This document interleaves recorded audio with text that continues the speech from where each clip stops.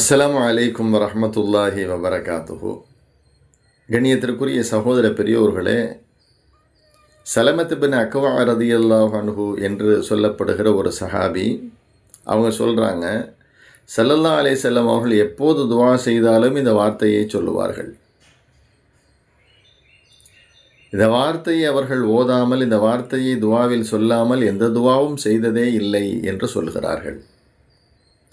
அவன் குறிப்பிட்ட அந்த வார்த்தையை சொல்லாமல் ஸல்லல்லாஹு அலைஹி வஸல்லம் எந்த துவாவும் செய்ததில்லை அப்படின்னு சொன்னால், துவாவிலே அந்த வார்த்தையை சொல்வது மிக முக்கியம் என்பது புலப்படுவதோடு, அந்த வார்த்தையை சொல்லுவதால் அந்த துவா மிக உயர்ந்த அந்தஸ்தில் அங்கீகரிக்கப்படும் என்ற தகவலும் அந்த ஹதீஸின் வாயிலாக நம்மால் புரிந்து கொள்ள முடிகிறது. அதனால் பெருமானார் ஸல்லல்லாஹு அலைஹி வஸல்லம் அவர்கள் பயன்படுத்துகிற இந்த வார்த்தைகளை நாம் துவாவில் பயன்படுத்துகிற பொழுது நம்முடைய துவாவுக்கும் மிக உயர்ந்த நிலை கிடைக்கும்.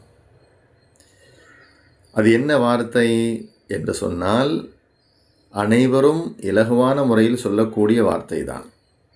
என்னோடு சேர்ந்து சொல்லுங்க, சுபஹான ரப்பியல் அலியில் அலல் வஹாப்.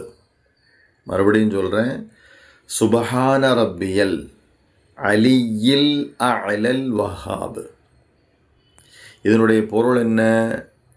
என் ரப்பு எல்லா குறைகளை விட்டும் தூய்மையானவன், அவன் உயர்ந்தவன், அதிகம் வழங்குபவன் என்பது இதனுடைய பொருள்.